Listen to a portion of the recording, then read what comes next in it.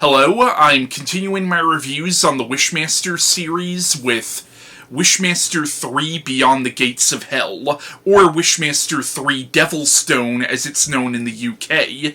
Now, this is the third film in the Wishmaster franchise, released straight to video in 2001. This time around, the film is directed by Criss Angel, and no, not that Criss Angel, not the illusionist Criss Angel, that's a totally different fella. The Criss is even spelt differently. Now, I really love the first two Wishmaster movies.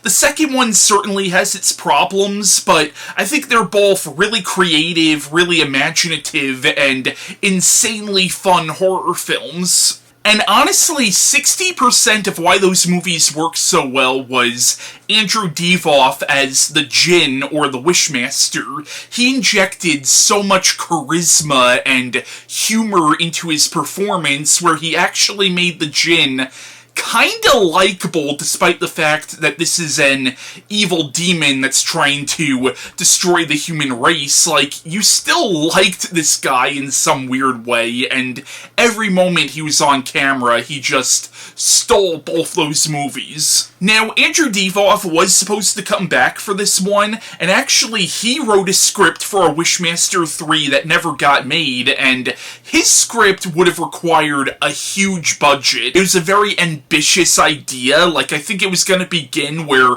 World War III breaks out, and I'm not really sure how that was going to tie into the Djinn. Like, either the Djinn was going to cause that, or maybe because of the world situation, they summon the Djinn to try to fix it, but then, of course, the Djinn's presence only makes it worse. Like, it sounded like it was going to be sort of a political satire. Like, apparently there was going to be a scene where gargoyles just tear apart the UN. And the studio that made this movie was basically like, yeah, there's no way we could afford the budget for this. So they rejected Divoff's idea, and when Divoff read the script that was actually used for this film, written by Alex Wright, apparently once he read it, he was like, yeah, I'm not doing this. So, this time around, the Djinn is played by two actors. When he's in his human form, he's played by Jason Connery, who is actually Sean Connery's son. And then when you see him in his true form as the Djinn,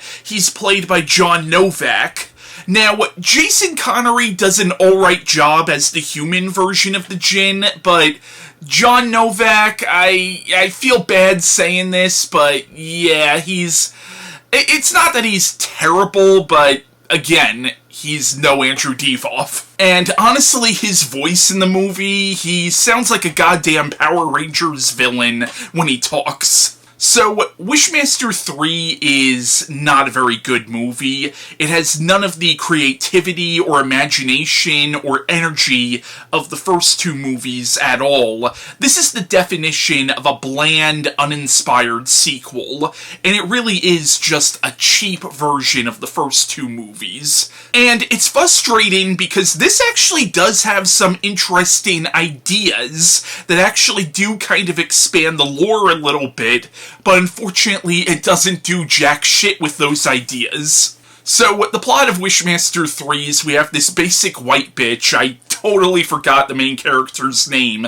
but she's a college student, and she's tasked by her professor to analyze this like ancient Persian box that was found on archaeological dig, and as she's analyzing this, she opens the box, revealing an opal, and then she rubs on the opal, and she accidentally releases an ancient Djinn into our world. Now, supposedly, it is supposed to be a different Djinn from the first two movies. Like, they even mention that on the audio commentary that's on this DVD, that this is a separate Djinn. Basically, the Djinn, he tricks this sleazy professor who's been sleeping with his students and is also implied to have assaulted one of his students in the past. He basically tricks the guy into making a wish, and this allows the Djinn to kill him, and then the Djinn takes the professor's face and takes on the form of the professor and is now walking among the staff and the students of this college, and he's granting wishes for the different students, but specifically he's trying to track down the girl who awoke him, so he could grant her 3 wishes so he could release his race upon the Earth. It's literally the same plot as the first 2 movies, only it's set at a college, so they missed a major opportunity in not calling this movie Wishmaster 3, Wishmaster Goes to College. The acting in the movie is pretty bad, or mediocre at best. The main girl does an alright job, but she's such a bland and forgettable protagonist. Like, they give her a tragic backstory, but again, there really isn't much to this character at all. A completely forgettable character, unfortunately. The other characters are just walking stereotypes. The deaths in the movie are completely forgettable, except for one. There is one death scene in the movie that actually was relatively creepy, and it was a decent scene of body horror. There's a girl who wishes that she could lose some weight, and then she starts puking out her own body fat, and eventually just shrivels up to nothing. That was actually a pretty decent scene. But now on to what is probably the most frustrating thing about this movie is there actually are some good ideas in this, but either because of budgetary constraints or just sheer laziness, it does nothing with those ideas. For example, at one point it implies that the Djinn were actually responsible for the Trojan War, that Helen wished that all the men would love her, and this is what caused the Trojan War in the universe of this film. And again, that's a really interesting idea.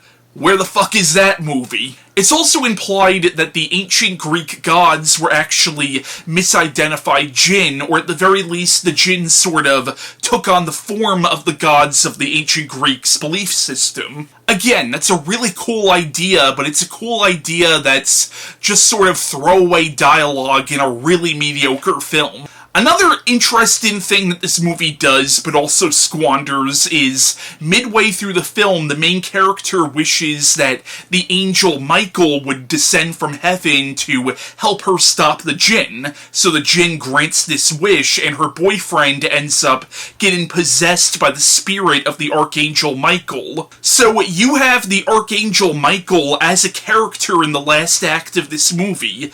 That's a cool idea that, once again, the movie doesn't do shit with. And the battle between the Djinn and the angel-possessed boyfriend is completely underwhelming and kinda laughable. And in the movie, they sort of imply that Michael might actually be starting to fall in love with the main girl, and again, that's a really interesting idea. You could have also played into that in the Djinn's battle with Michael, where maybe the Djinn could be like, I know how you feel about her. Don't you wish you were human? I can grant that wish for you. But again, they don't do shit with that. Or they could have even done some body horror shit with it where, like, okay, the boyfriend gets possessed by the angel and then his body starts to physically change to match the form of an angel. You could have done some really horrific shit with that, especially if you wanted to go for the whole biblically accurate angel look. But once again, and I know I'm sounding like a broken record right now, it's a cool idea that's completely squandered. But yeah, Wishmaster 3 Beyond the Gates of Hell, I really can't recommend. It's a painfully mediocre and forgettable horror film. Again, if you're gonna watch a Wishmaster movie, watch the first 2. The first 2 are excellent. This is just, you know, if you're a completionist, watch it, but overall, I don't recommend it. But that was my review, and my next movie review will be on Wishmaster 4 The Prophecy Fulfilled.